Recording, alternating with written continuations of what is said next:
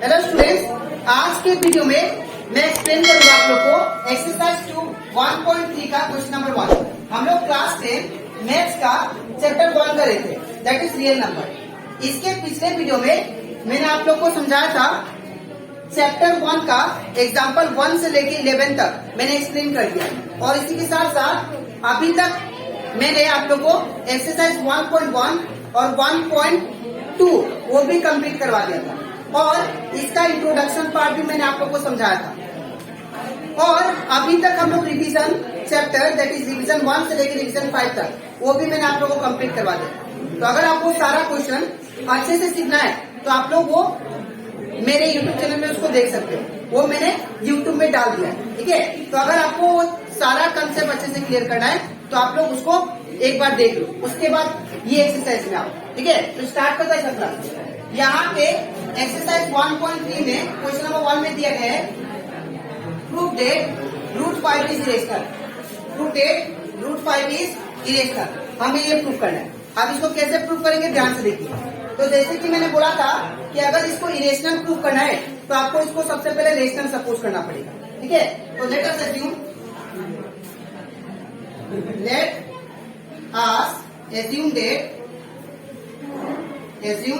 that root 5 is a rational number। तो अगर ये रेशनल नंबर है तो मैंने आप लोगों को समझाया था, अगर ये रेशनल नंबर है तो इसको हम लोग लिख सकते हैं that is root 5 equal to a by D form में। अब यहाँ पे a और b क्या है, a और b को प्राइम नंबर है। ठीक है, तो यहाँ पे लिख देंगे when a and b are coprime. ठीक है, को प्राइम नंबर मतलब होता है कि a जो है ना ये 1 से डिवाइड होगा और एक खुद से डिवाइड होगा। ठीक है, और b भी जो है नीचे आपको डिनोमिनेटर में जो दिखाई दे रहा है वो भी 1 से भी होगा और ये खुद से होगा, तो इसलिए इसको बोलते हैं को प्राइम नंबर। ठीक है, अब मैं a को सिंगल छोड़ता हूँ तो ये b जो होगा ये डिवाइड में इसे से मल्टीप्लाई होगा, तो root 5 b is equal to a। ठीक है, अब मैं क्या करूंगा, इसका दोनों साइड में स्क्वायरिंग करूंगा। ठीक है, जैसे हम लोग last class example that is example 9 किए थे, इन द सेम वे इसको भी हम लोग करेंगे। ठीक है, squaring both side, squaring both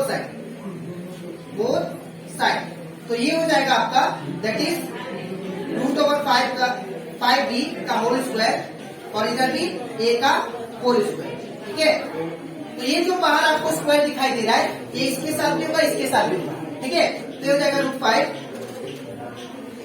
square b का भी स्क्वायर इक्वल टू और a का स्क्वायर a स्क्वायर होगा। ठीक है, अब यहाँ पे अगर आप लोग देखो ये स्क्वायर रूट कैंसिल हो जाएगा तो क्या बचा 5b square equal to a square. ठीक है, तो अगर मैं b स्क्वायर को सिंगल छोड़ता हूँ, अगर मैं यहाँ पे b स्क्वायर को सिंगल छोड़ता हूँ तो 5 क्या होगा, नीचे जाएगा इसका। तो b स्क्वायर को सिंगल छोड़ा तो 5 कहा जाएगा इसका नीचे, that is a square by 5। तो यहाँ पे अगर देखो ध्यान से आप लोग a स्क्वायर को कौन डिवाइड कर रहा है, 5। तो अगर a स्क्वायर को 5 डिवाइड कर रहा है तो याद रखिएगा a को भी कौन डिवाइड करेगा, 5। तो यहाँ पे लिखेंगे a square is divisible by 5। यहाँ पे a स्क्वायर को कौन डिवाइड कर रहा है, 5, तो इसीलिए मैंने लिखा a square is divisible by 5, then a is also divisible by. अगर a स्क्वायर को 5 डिवाइड कर रहा है तो याद रखिएगा a को भी कौन डिवाइड कर सकता है, 5, then a is also divisible by 5। ठीक है, अब इसको मान लेते हैं इक्वेशन 1। ठीक है, अब यहाँ पे देखिए, तो अब यहाँ पे हम लोग एक कांस्टेंट मानेंगे। ठीक है, दैट इज लेट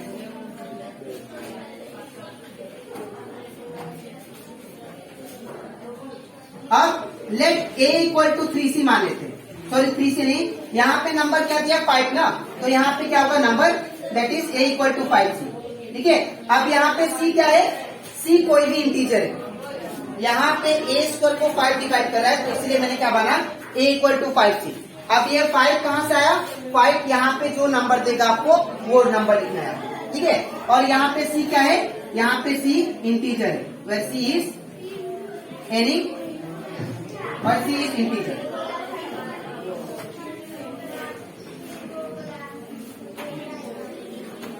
ठीक है।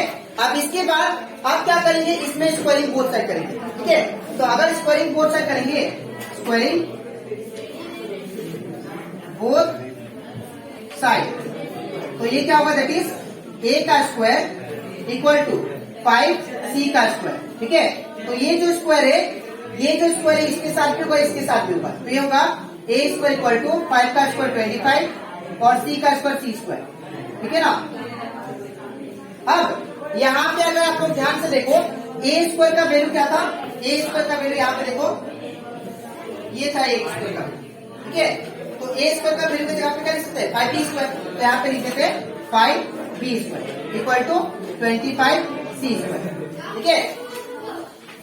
अब बी स्क्वायर को मैं सिंगल छोड़ता हूँ, तो जब बी स्क्वायर को सिंगल छोड़ूंगा तो 5 कहा जाएगा इसका नीचे, ठीक है। तो ये हो जाएगा B square equal to 25c square by that is 5, ठीक है। अब ये 5 जा कितना होगा 25, तो बी स्क्वायर का वैल्यू क्या आ गया, दैट इज 5c स्क्वायर, ठीक है। तो अगर मैं c स्क्वायर को सिंगल छोड़ता हूँ, तो यहाँ पे c स्क्वायर को सिंगल छोड़ने से क्या होगा, ये 5 इससे जाएगा, ठीक है। ये हो जाएगा b square by 5 equal to c square. तो इसका मतलब ये b स्क्वायर को कौन डिवाइड कर रहा है, 5, तो इसका मतलब ये भी है कि b को भी डिवाइड करने वाला कौन होगा, 5। तो आप लिखेंगे b square is divisible by 5, then b is also divisible by 5, ठीक है। तो b स्क्वायर को अगर 5 डिवाइड कर रहा है, तो b को भी कौन डिवाइड करेगा, 5, ठीक है। तो अब यहाँ पे देखिए, मैंने बोला था a और b ये दोनों क्या है, कोप्राइम है, और कोप्राइम कब होंगे, जब ये रेशनल नंबर होगा, rational number.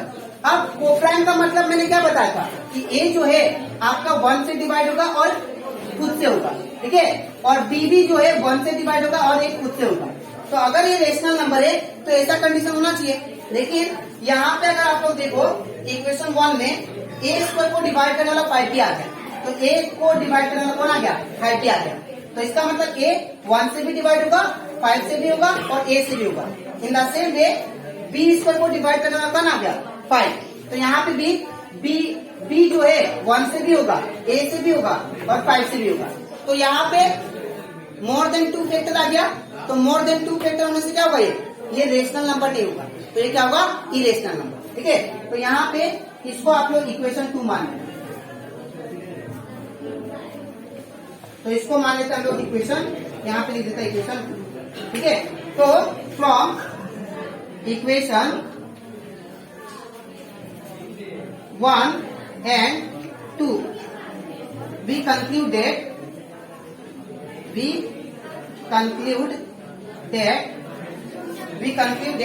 root 5 is a irrational number, ठीक है। तो रूट 5 क्या होगा, irrational number, root 5 is a, या इसको और एक लाइन लिखना पड़ेगा, यहाँ पे लिख देता हूं, ठीक है। इसके बाद ये आप लोग स्टेप लिखिएगा, ठीक है। तो our assumption is wrong, hence root 5 is a irrational number,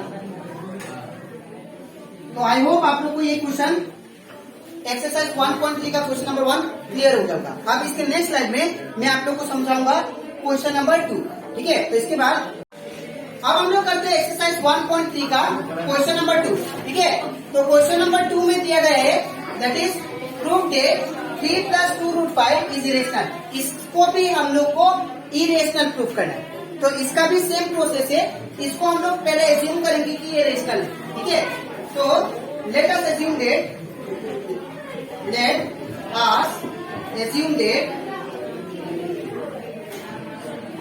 3 plus 2 root 5 is a rational number. तो अगर ये रेशनल नंबर है, ठीक है ना, तो इसको हम लोग क्या लिख सकते हैं, a by b फॉर्म में, ठीक है। तो therefore 3 plus 2 root 5 is equal to a by b form, ठीक है। अब इसका क्या करने का तरीका है, यहाँ पे और एक चीज बोला था मैंने, a और b क्या है आपका कोप्राइम है। कोप्राइम मतलब ये नंबर खुद से होगा और एक वन से होगा, ठीक है। तो यहाँ पे लिखेंगे where a and b are coprime, ठीक है। तो यहाँ पे क्या लिखेंगे हम लोग, अब क्या करेंगे यहाँ पे हम लोग को रूट 5 को जैसे भी सिंगल छोड़ना है। तो अगर रूट 5 को सिंगल छोड़ना है तो सबसे पहले किसको भगाओ, 3 को मुझे उस साइड शिफ्ट करना पड़ेगा। तो यहाँ पे प्लस है, इस साइड आंसर क्या होगा माइनस। तो अगर 2 रूट 5 बचेगा इस साइड, और a बाई बी ये प्लस था, इस साइड क्या तो -3, ठीक है। अब यहाँ पे क्या करेंगे, अभी हम लोग इन दोनों का एलसीएम लेंगे। तो यहाँ पे क्या बचेगा 2 रूट 5 इज इक्वल टू, इन दोनों का एलसीएम लेते हैं, तो इन दोनों का एलसीएम लेने से क्या होगा, ये b होगा, ठीक है। अब यहाँ पे इन दोनों का एलसीएम लिया तो b, अब करके क्रॉस मल्टीप्लाई, तो a बन जा a, माइनस का माइनस, 3 इंटू बी 3b, ठीक है। अब मैंने बोला था स्टार्टिंग में ही कि रूट 5 को सिंगल छोड़ना है, तो अगर रूट 5 को सिंगल छोड़ना है, अब मुझे 2 को इस साइड देना पड़ेगा, तो 2 मल्टीप्लाई में इस साइड से डिवाइड, ठीक है। तो रूट 5 इक्वल टू क्या होगा, a minus 3b by b, और ये 2 नीचे चला गया 2b, ठीक है। अब अगर आप लोग ध्यान दो तो रूट 5 क्या है, इरेशनल नंबर, जो कि मैंने प्रूव कर दिया क्वेश्चन नंबर 1 में। और ये जो है ये किस फॉर्म में, p बाई क्यू फॉर्म में या a बाई b फॉर्म में। तो ये क्या है, रेशनल, ये इरेशनल, ये रेशनल। लेकिन कंडीशन ये बोलता है कि अगर दोनों सेम होगा, अगर ये इरेशनल होता है और ये इरेशनल होता है, तब जाके इसको इरेशनल नंबर बोलेंगे, ठीक है। और या ऐसे बोल सकते हैं, यहाँ पे क्या है, ये रेशनल है, ये क्या है, रेशनल है, ये क्या है, इरेशनल। तो अगर कोई भी रेशनल इरेशनल का इक्वल होता है तो हम लोग उसको इरेशनली सपोज करते हैं, ठीक है। क्या सपोज करते हैं, इरेशनल। तो देयरफॉर यहाँ पे लिखेंगे हियर रूट 5 इज या a minus 3b by 2b is in the form of p by q, but form of p by q है, ये जो नंबर है एक किस फॉर्म में है, p by q फॉर्म में। तो अगर ये p by q फॉर्म में है तो दैट मीन्स क्या है, रेशनल है। तो hence it is a rational number, but root 5 जो है ये क्या है, इरेशनल नंबर है। But root 5 is a irrational number, ठीक है। तो कोई भी अगर एक साइड इरेशनल हो और एक साइड रेशनल हो तो उसको हम लोग इरेशनली कंसिडर करते हैं, ठीक है। तो therefore we can say that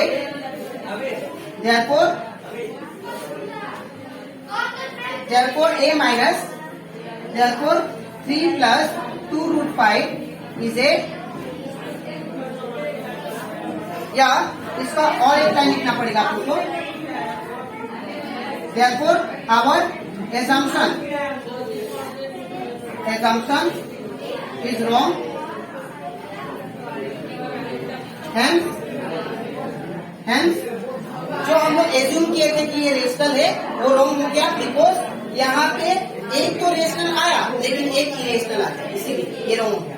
our example is wrong, hence 3 plus 2 root 5 is a irrational number